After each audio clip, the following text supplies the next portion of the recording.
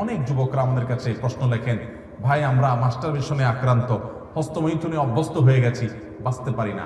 এর প্রধান কারণ হলো এই মোবাইল ফোন। মোবাইল দ্বারা সবচেয়ে বেশি পাপ হয় চোখের গুনাহ। আমার মোবাইলে আমি হারাম কিছু দেখব না। আমার ফেসবুকে যদি কোনো ফ্রেন্ডের, কোনো বন্ধুর লিস্টে থাকার কারণে খারাপ কিছু আসে, ওকে আনফ্রেন্ড করে দিব। কোনো পেজ থেকে খারাপ কিছু আসে, ওটাকে আনফলো করে দিব। কোনো নিউজ পোর্টাল থেকে বাজে কিছু আছে, ওইটাকে ব্লক করে দিব। কোনো গ্রুপে থাকার কারণে খারাপ কিছু আসে, ওই গ্রুপ থেকে লিভ নিয়ে নিব। সোজা কথা, আমি হারাম থেকে বাঁচার জন্য চেষ্টা করবো, কারণ আল্লাহ বলেছেন ওয়ালা তাকরাবুজ জিনা, জিনার কাছেও যেও না। যুবক ভাইরা আমার, আপনি আজকে একটা আর্টিকেল পড়বেন, খারাপ নোংরা একটা নিউজ পড়বেন, একটা মেয়েকে নিয়ে বাজেভাবে একটা নিউজ করেছে একটা বই কোনো প্রতিষ্ঠান কিংবা কোনো বড় মিডিয়া, আপনি সেটা আজকে পড়লেন। কালকে একটা ভিডিওতে একটা মেয়ের অঙ্গভঙ্গি, তার শরীরের বিভিন্ন অঙ্গ প্রত্যঙ্গ দেখলেন, হারাম মজা নিলেন। আপনি পরশু আরেকটা হয়তো ভিডিও ক্লিপ দেখলেন, অশ্লীল কিছু দেখলেন, আপনার মনটা অস্থির হবে। আপনি চোখের জেনা থেকে মনের জেনায় চলে যাবেন, আপনি অনেক জেনায় চলে যাবেন। আপনার বৈবাহিক জীবন ধ্বংস হবে, ঈমান আমল ধ্বংস হবে, আপনি ইবাদতের স্বাদ থেকে বঞ্চিত হয়ে যাবেন। এই জন্য স্মার্টফোন ব্যবহার যারা করবেন, এই গুনাহ থেকে বেঁচে স্মার্টফোন ব্যবহার করা মানুষ এখন সোনার হরিণ হয়ে গেছে। ঠিক না ভাই? ঠিক। আমরা যতগুলো পয়েন্ট বলছেন মধ্যে সবচেয়ে গুরুত্বপূর্ণ হলো এই পয়েন্টটা। বিধায় মোবাইল ফোনে হারাম কোনো কিছু দেখার ব্যাপারে আমাদের সবচেয়ে বেশি সতর্ক থাকতে হবে, সেটা দেখা থেকে সাবধান, আপনার বিরত থাকতে হবে। আল্লাহ তাআলা আমাদেরকে তৌফিক দান করুন। অনেক যুবকরা আমাদের কাছে প্রশ্ন লেখেন, ভাই আমরা মাস্টারবেশনে আক্রান্ত, হস্তমৈথুনে অভ্যস্ত হয়ে গেছি, বাঁচতে পারি না। এর প্রধান কারণ হলো এই মোবাইল ফোন। আমি বলি যে আপনি মোবাইল ফোনটাকে, স্মার্টফোনটাকে চেঞ্জ করে ফেলেন, একটা বাটন ফোনে চলে যান। 6 মাস আপনি নিজের বিরুদ্ধে নিজে সংগ্রাম করেন, ইনশাআল্লাহ দেখবেন আপনার এই বদভ্যাস এমনি কি হয়ে গেছে, দূর হয়ে গেছে। ভাইরা আমার, আল্লাহ তাআলা আমাদের এই যৌবন সম্পর্কে, সময় সম্পর্কে জিজ্ঞাসাবাদ করবেন। এগুলো বিশ্বাস করেন, আপনার দুনিয়ারও কোনো কাজে আসবে না, দুনিয়ারও কোনো কাজে আসবে না, আখিরাতের কোনো কাজে তো আসবেই না। আপনি বলবেন আমি ইনফরমেশন জানতে চাই, আমি তথ্য সম্পর্কে সচেতন হতে চাই। যেই তথ্য আপনার জানা জরুরি, ওইটা আপনি স্ক্রল না করলেও জানবেন, আপনাকে কেউ না কেউ বলবে। অতএব তার জন্য মূল্যবান সময় নষ্ট করা যাবে। আমরা গেমস খেলে নষ্ট করি। ভাইরা আমার, এই গেমস খেলতে গিয়ে মিউজিক শুনতে হয়, চোখের জেনা করতে হয়, মোবাইলের প্রতি আসক্তি তৈরি হয়, নানা রকমের গুনাহ এবং নাজায়েজ কাজে লিপ্ত হতে হয়। এই জন্য মোবাইল ব্যবহারে অতিরিক্ত সময় ব্যয় করা, ইউটিউবে, ফেসবুকে, গেমসে ঘন্টাকে ঘন্টা ব্যয় করা, এটা মোবাইল ব্যবহারের আদবের শিষ্টাচারের খেলাফ এবং গুনাহের কথা। এটা করা যাবে না, নিয়ন্ত্রণ করতে হবে। বেশিরভাগ লোকই মোবাইল ব্যবহার করতে গেলে নিজের টাইমে নিয়ন্ত্রণ করতে পারে না। আল্লাহ তাআলা আমাদেরকে নিয়ন্ত্রণ করার তৌফিক দান করুন। একজন মুসলমান মোবাইল ফোন ব্যবহার করবেন, কিনবেন, কেন? তার উদ্দেশ্য কি হবে? যদি তার উদ্দেশ্য হয় এর মাধ্যমে ডাটা সংগ্রহ করা, বিভিন্ন তথ্য আদান প্রদান করা, যোগাযোগের সুবিধা হওয়া, এই জাতীয় উদ্দেশ্যগুলো আছে, বৈধ উদ্দেশ্য আছে, তাহলে এই উদ্দেশ্যে যদি কেউ মোবাইল ফোন কিনে, সেটা বাটন ফোন হোক, স্মার্টফোন হোক, সেটা কেনা জায়েজ।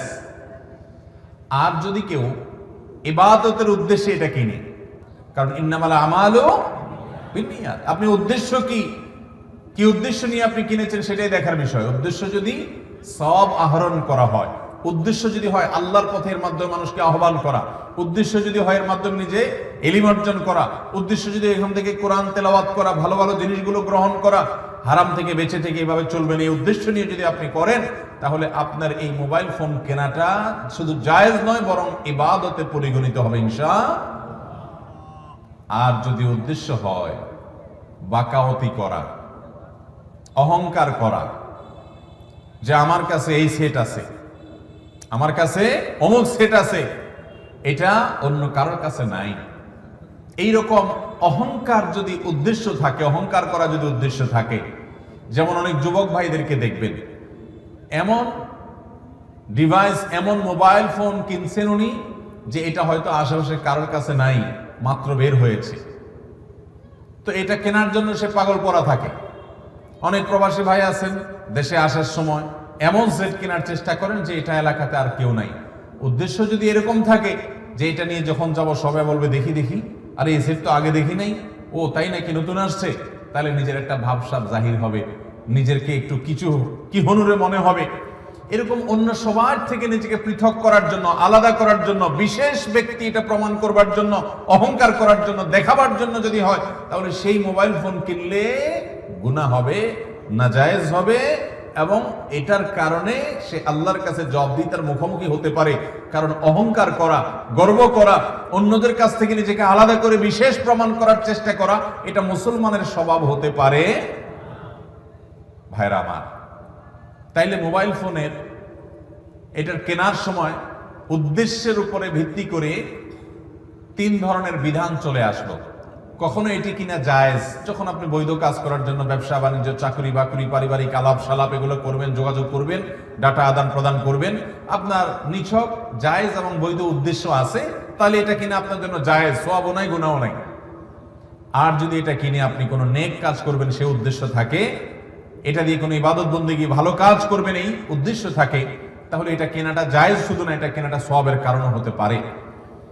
আর এটা কিনে আপনি হারাম কাজ করবেন, এটা দিয়ে হারাম ফিল্ম দেখবেন, হারাম জিনিস দেখবেন, নেটে আজেবাজে বিভিন্ন জিনিস দেখবেন, এবং বিভিন্ন রকমের মেয়েদের ছবি ছেলেরা দেখবেন, মিউজিক সহ গান শুনবেন, বিভিন্ন নায়িকা গায়িকাদেরকে দেখবেন, এবং বিভিন্ন অপকর্ম করা যায় সেগুলো করবেন।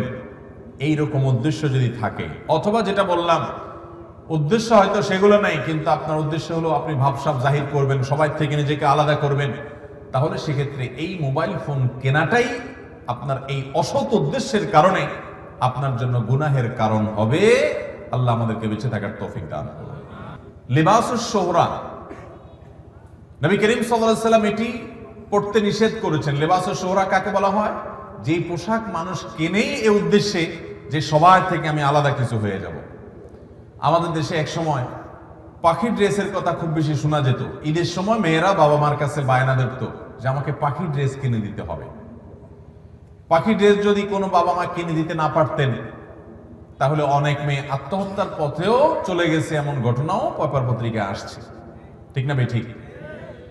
পাখির ড্রেসের প্রতি এত টান, এর কারণ কি? এর কারণের ভিতরে একটা কারণ এটাও যে এটা কেউ কেউ পড়ছে, সবার নাই, তো আমার যদি থাকে তো একটা অহংকার হবে যে আমার কাছে এটা আছে পাখির ড্রেস।